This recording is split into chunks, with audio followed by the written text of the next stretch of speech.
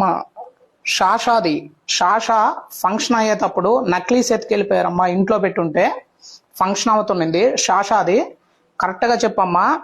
ఎవరు తీసుకున్నానండి? గోపాల్ తీసుకున్నాడా? గోపాలు. మధు తీసుకున్నాడమ్మా. మధు. రమ్య తీసుకున్నాడమ్మా. రమ్య.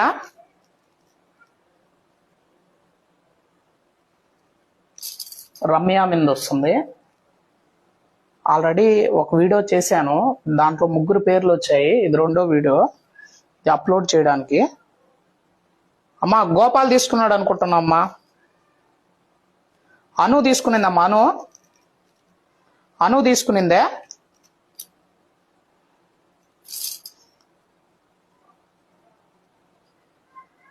ప్రతిమ తీసుకునిందే.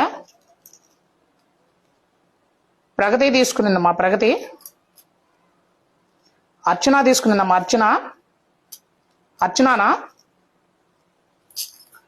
అను, రమ్య, అర్చన అమ్మ. ఆ అమ్మాయి నక్లీస్ తీసుకునింది. 3 పేర్లు వచ్చాయి వీళ్ళలో. 3కి తెలిసి ఉండొచ్చు, 3 కలిసన్నా తీసుకొని ఉండొచ్చు. అది మీరు సామరస్యంగా వేరే వాళ్ళ చేత మాట్లాడించుకోండి. మా వీడియో చూపించి మీరు అడిగినా కూడా ఎవరు నమ్మరు, ఇదంతా ఫేకే అనుకుంటారు. అర్థమైందా?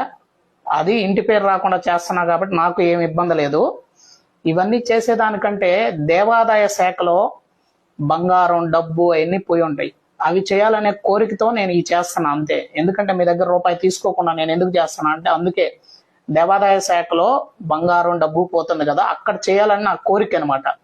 మీరు చూసుకోండి. ఇక్కడ పోయింది వచ్చి ఇంతమంది పేర్లో అను, రమ్య, అర్చన 3 పేర్లు. అంటే వీళ్ళకి తెలిసి ఉండొచ్చు. 3లో తీసుకున్నారు. 3 ఎవరో ఒకరు తీసుకొని ఉంటారు, వాళ్ళు పంచుకొని ఉండొచ్చు, తెలిసి ఉండొచ్చు కూడా. 3 పేర్లు అయితే వచ్చాయి అంతమందిలో. ఆ 3లో ఎవరనేది ఇంతవరకు నేను చెప్పిన వాటిలో రికవరీ చేసిన వాళ్ళు తక్కువ అనమాట. ఏ విధంగా రికవరీ చేయగలరు? ఏ ప్రూఫ్, ఏ ఆధారంతో వాళ్ళని అడగగలరు? అడగలేరు. మీరు చేసుకున్న తప్పిదం అనమాట. ఊరికే తెలుసుకోవాల్సిందే కానీ మీరైతే దాన్ని రికవరీ చేయలేరు.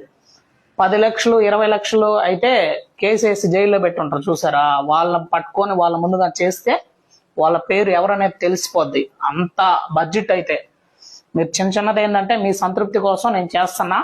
అదిగాక నేను ఎందుకు వీడియోలు పెడుతున్నానంటే నా గోల్, నా లక్ష్యం ఏంటంటే దేవాదాయ శాఖలో చేయాలని నా కోరిక.